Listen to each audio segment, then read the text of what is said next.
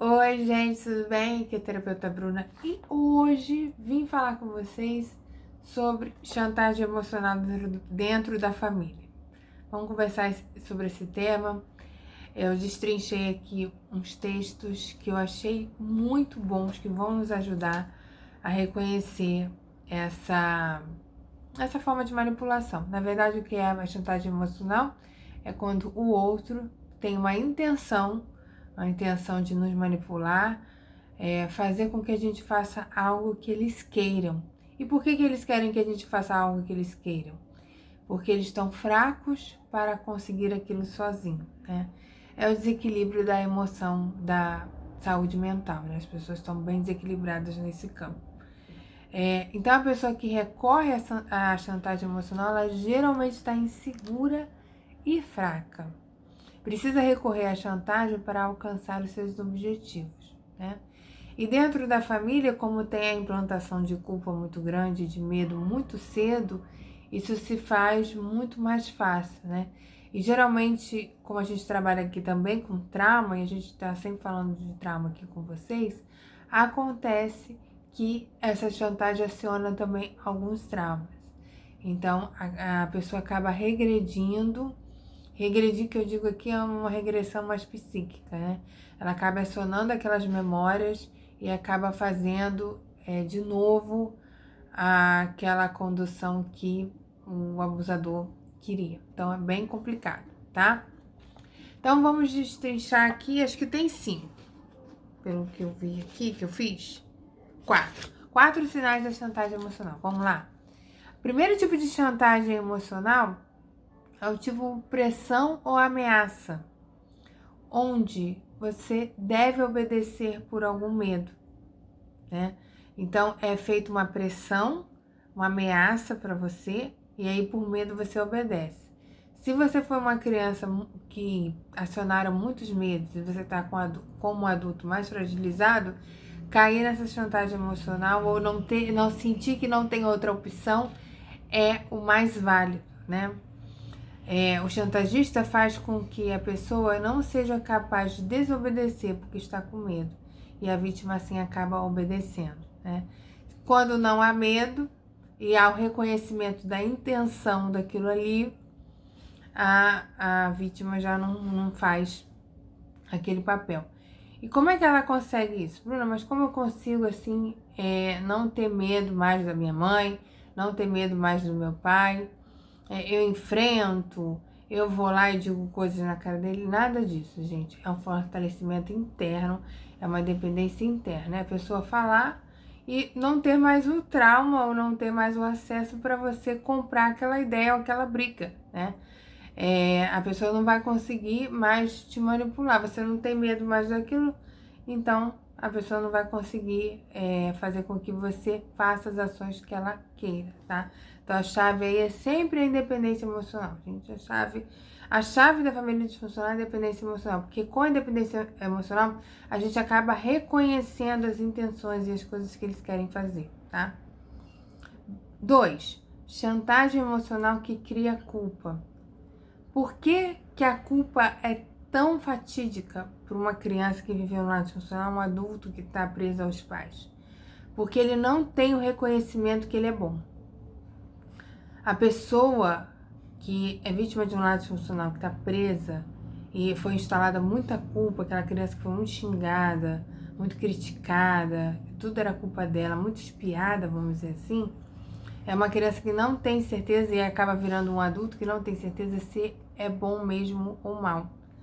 Quando as pessoas chegam aqui para fazer terapia comigo, a primeira coisa que elas perguntam é: Bruna, eu sou uma pessoa má? Você tem como avaliar se sou uma pessoa ruim mesmo? Eu prefiro ser ruim. Isso aqui é a frase clássica, que eu prefiro ser ruim do que saber que minha mãe é ruim. Então, é bem difícil essa parte, tá? Então, vamos ficar atento.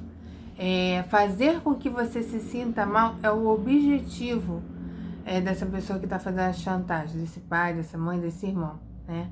E você faz porque ou você não quer ficar mal com os outros, você já sabe que aquilo vai dar ruim, que não é bom para você, aí você não quer ficar mal com os outros, ou você tem esse sentimento e talvez você não seja uma pessoa boa porque a pessoa botou a culpa, né? Ela diz que você não tá fazendo algo que ela se abandonou muitas vezes a vida inteira, algo que ela não fez, por exemplo, cuidar da saúde, mas você é o devedor ali, você tem que é responsável pela saúde dela, né? E como você tá frágil, você não reconhece isso, tá? Como parar essa chantagem emocional? Reconhecendo que as consequências de quem tá ali culpando são deles mesmos. Então, as consequências que a gente vai fazendo na nossa vida foram a gente mesmo que colheu, né? Quem planta colhe, não é um antigo ditado? Então, as consequências não devem recair para você, de tudo que eles não estão fazendo. É sobre a outra pessoa. Quem tem pais doentes ou pais que tem autodestruição financeira, é bem difícil lidar com isso. É bem difícil mesmo, do que quando tem pais mais independentes ou ainda tão jovens, assim. Bem complicado. Vamos lá. Confundir ou distorcer. É quando a pessoa sabe exatamente, o chantagista, ele sabe exatamente os pontos fracos da vítima. E, peraí. Voltei. Quando a gente tem pontos fracos e essa pessoa que nos criou, que sempre conviveu com a gente, sabe desses pontos fracos e ela começa a acioná-los para conseguir o que ela quer, né? E também tem aquele tipo de família que vai aconselhando o bom caminho, vai deixando a vítima, né, o filho muito despersonalizado, né? Então ele vai falando, olha, eu tenho a posse da verdade. Ele não vai falando isso, mas indiretamente é isso que ele quer dizer. Eu tenho a posse da verdade, sem mim não há salvação. E a vítima começa a ir por esse lugar, porque ela está tão enfraquecida, e justificado estar enfraquecida, né, numa família assim é mais difícil de estar fortalecida a nossa identidade, que ver coisas de maneira diferente parece muito ameaçador. Então é a família que tem muita autoridade, geralmente é muito rígida e consegue convencer as pessoas que aquilo é o melhor caminho. Então, às vezes você não quer fazer uma coisa, aí você acaba obrigado a fazer. Também tem implantação de medo, também tem implantação de culpa, tá? Promessas positivas e presentes. Esse é um tipo de chantagem que pouca gente reconhece. Já é uma chantagem que não parece tanto chantagem. Que geralmente a pessoa que faz isso, né, o chantagista, ele faz isso porque ele tem grandes dificuldades na lidar com a carência. Ele precisa de todo mundo muito perto, todo mundo na rede dele, né? Se não tá perto, tá na rede dele.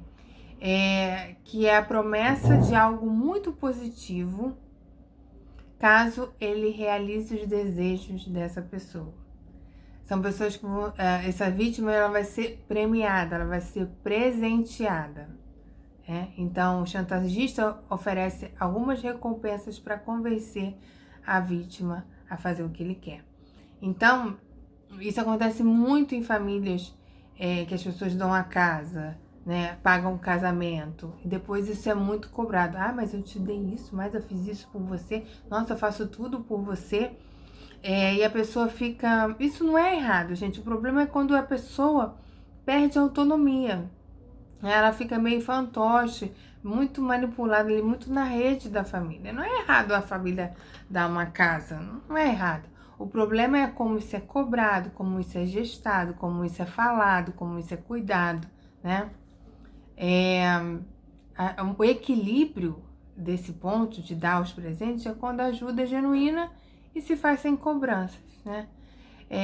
E aqui o pessoal cai muito nisso, porque quando a pessoa não consegue resolver os seus problemas, ela pede ajuda à família. E aí é o que eu falo, né? Um processo de ser adulto. Você resolve as suas questões, né? Então, a minha dica para você lidar com a chantagem emocional é ter mais confiança em você, fortalecer mais essa identidade, fazer o seu processo de individuação, de separação dessa família, separação que eu digo, separação emocional, né? Ser mais você, menos o outro. Tem gente que você olha e vê que ela é a mãe e o pai junto, ou ela é a mãe, cópia, É uma coisa que dá muito sofrimento porque a pessoa tá fora da sua rota. A pessoa tá fora do seu vir a ser, né? Ela tá muito fora.